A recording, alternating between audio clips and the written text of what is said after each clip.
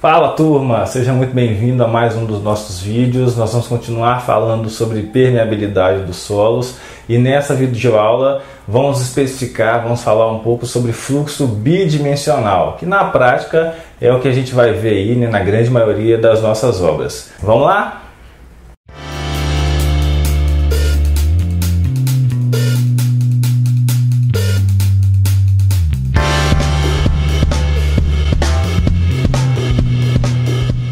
O fluxo de água ou de qualquer material percolante, qualquer fluido pelo solo, ele na grande maioria das vezes vai se dar não em um fluxo unidirecional, como a gente viu didaticamente nos exercícios anteriores, nos vídeos anteriores. Na grande maioria das vezes ele vai se dar em um fluxo bidimensional, certo? Na verdade um fluxo tridimensional em todas as direções, mas nós conseguimos mensurar isso aqui muito bem na geotecnia, trabalhando como um fluxo bidirecional.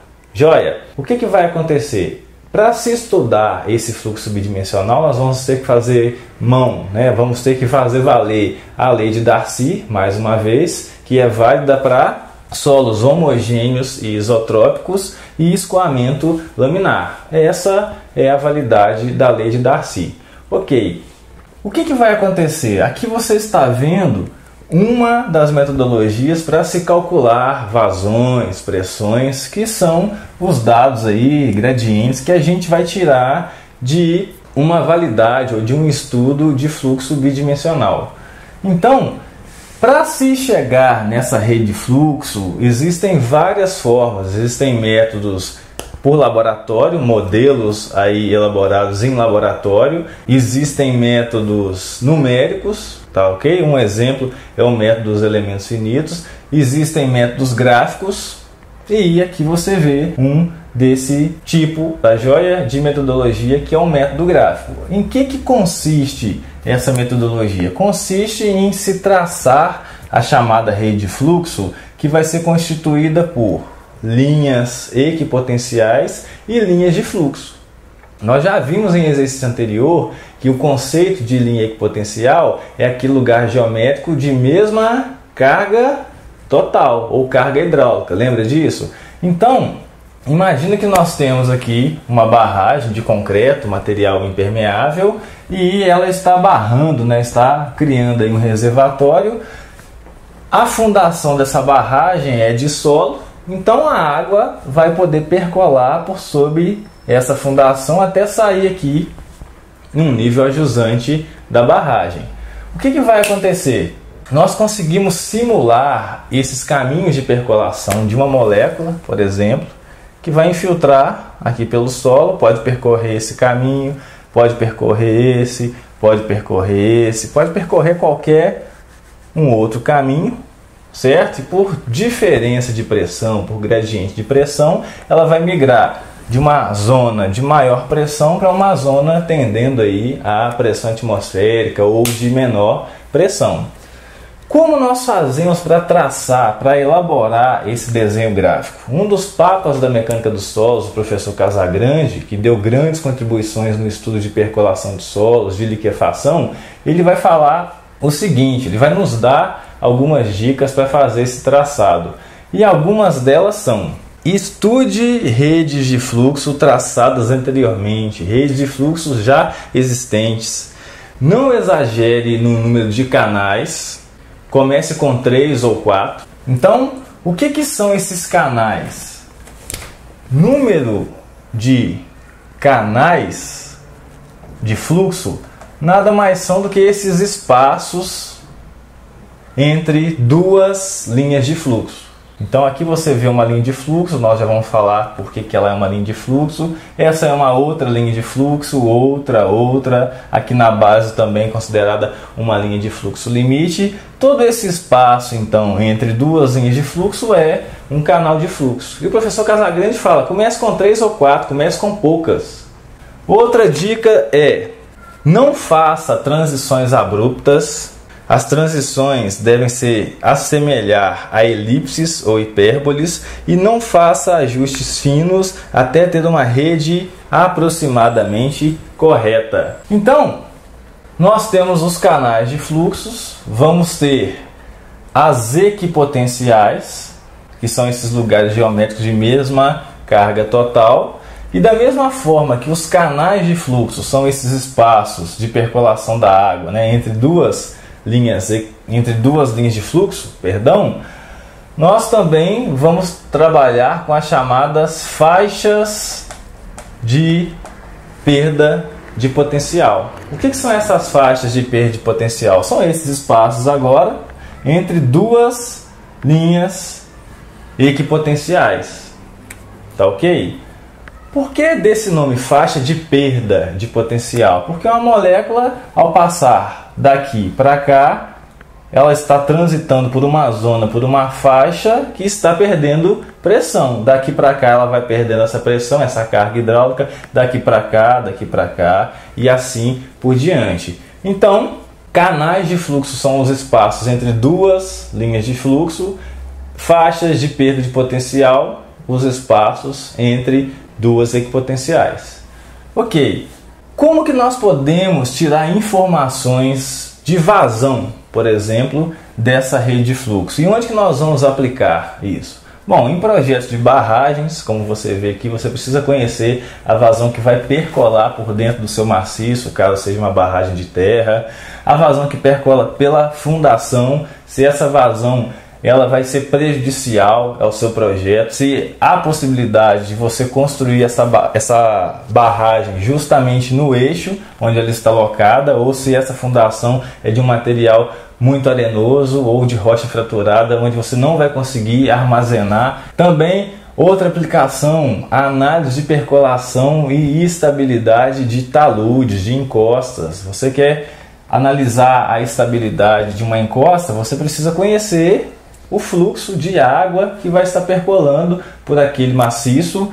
E em estruturas de contenção, na hora de dimensionar o sistema de drenagem ou o próprio sistema de drenagem interno de uma barragem de terra, enrocamento, nós precisamos conhecer qual é a vazão que vai percolar por essa estrutura. Tá ok? Então, o cálculo de vazão no caso de redes de fluxo, no caso de fluxo bidimensional, nada mais é do que uma adaptação da lei de Darcy para fluxos unidirecionais, onde nós vamos continuar tendo que conhecer o coeficiente de permeabilidade do solo, a perda de carga que vai acontecer ao longo dessa rede de fluxo, e também vamos precisar agora do número de canais de fluxo e do número de faixas de perda de potencial.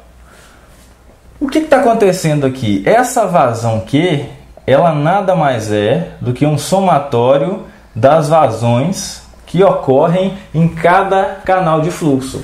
Então, por esse canal, nós vamos ter uma vazão Q, por esse, uma vazão Q, por esse, outra vazão Q, e assim por diante. Para realizar esse traçado à mão, se você quiser, até hoje tem gente que faz isso, um software te dá isso hoje, né? Você entra com os padrões de entrada, né? Dá aí os seus padrões de entrada ao software, SIP, por exemplo, da GeoStudio, Slide, da Rock Science, são exemplos de softwares que fazem isso. Mas qual é a metodologia que está por trás disso? Se você quiser fazer isso à mão, o que precisa acontecer? Para se manter essa condição de fluxo laminar, não pode acontecer o cruzamento de linhas de fluxo. Então a metodologia é a seguinte, né? No português claro, o que o professor Casagrande, entre outros, vão falar é: faça quadradinhos nessa sua rede de fluxo. Quanto mais ao centro dela, você precisa conseguir enxergar esses quadrados o mais perfeitos possível, e nós precisamos conseguir enxergar um círculo tocando em todas essas faces aí, certo? Dentro desse quadradinho. Mais próximo das extremidades, essa exigência vai ficando menor, mas você precisa conseguir enxergar uma rede de fluxo mais homogênea possível, onde as equipotenciais formem ângulos de 90 graus com as linhas de fluxo. O que são essas linhas de fluxo limite que a gente comentou? Qualquer linha de fluxo é um caminho de percolação de água. Então, uma molécula que estiver caminhando por aqui, estiver exatamente, né, nessa interface, o menor caminho que ela vai ter que percorrer vai ser nessa interface aqui com a barragem até sair aqui do outro lado. Então, esse contorno é uma linha de fluxo limite. Aqui na base da fundação, nós também podemos ter moléculas, né, percorrendo esse caminho. Também vai ser considerada uma linha de fluxo limite, enquanto nós vamos ter essa linha que representa aí a base, né, do nosso terreno, sendo uma equipotencial, porque ela já vai diferenciar cargas. Aqui a água, né, qualquer molécula de água está sobre poropressão, certo? Pressão neutra ou pressão da água. Quando ela começar a entrar para dentro do solo, para dentro do maciço, dentro dessa fundação, ela já vai começar a perder carga hidráulica. Então essa já é uma linha equipotencial. Da mesma forma, aqui na jusante da barragem, nós também vamos ter essa mesma linha, né? Na verdade que segue esse mesmo rumo, se for no nível do terreno, que também vai ser uma equipotencial limite, porque aqui nós estamos com o solo ainda saturado e exatamente aqui fora a pressão já é atmosférica. Então também existe gradiente de pressão ao longo dessa linha, sendo então uma equipotencial. Então, nesse caso, para essa rede de fluxo que nós traçamos, é possível que a gente calcule quantas linhas de fluxo nós temos, quantos canais de fluxo, quantas equipotenciais e quantas faixas, aqui NF, número de canais de fluxo, e quantas faixas de perda de potencial. Quantas linhas de fluxo nós vamos ter? Vamos contar? Essa aqui é uma linha de fluxo limite, então 1, 2, 3, 4, 5. Se a rede tem 5 linhas de fluxo, quantos canais? Esse número de canais de fluxo vai ser igual ao número de linhas de fluxo menos 1. Logo, 4 canais. Tá ele aqui, ó. 1 canal, 2, 3 e 4. Quantas equipotenciais? Conta comigo. 1, 2, 3, 4, 5, 6, 7, 8 e a última 9. Quantas faixas de perda de potencial? Número de equipotenciais menos 1. 1, 2, 3, 4, 5, 6, 7, 8 faixas de perda de potencial. Logo, é possível que nós calculemos a vazão que percola por essa rede de fluxo, basicamente a partir do traçado dela, a partir da perda de carga que vai ocorrer por essa fundação e também a partir do coeficiente de permeabilidade. No nosso caso aqui, considerando o solo isotrópico, esse coeficiente de permeabilidade é o mesmo, né? Tanto em X quanto em Y. Agora, em caso esse solo seja anisotrópico.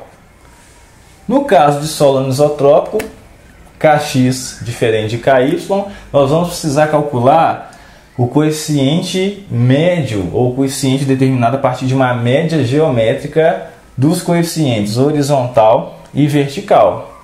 Basicamente, esse novo coeficiente, chamado coeficiente equivalente, vai ser essa média geométrica dos coeficientes horizontal e vertical. Para o cálculo da vazão, basta que nós façamos aí a aplicação da lei de Darcy modificada, utilizando esse coeficiente equivalente. Coeficiente de permeabilidade, perda de carga, NF sobre ND.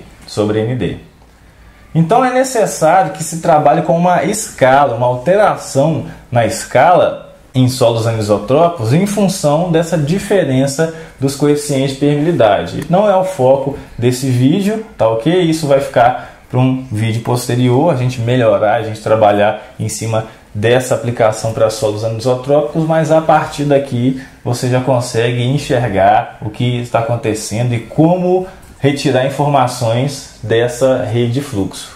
Basicamente no vídeo nós falamos sobre informações de vazão, mas posteriormente nós vamos vir a fazer exercícios, vir a falar sobre determinação das cargas hidráulica, piezométrica e altimétrica que vão acontecer em qualquer um dos pontos aí de uma rede de fluxo, gradiente crítico, e por agora é só. Grande abraço, fique com Deus.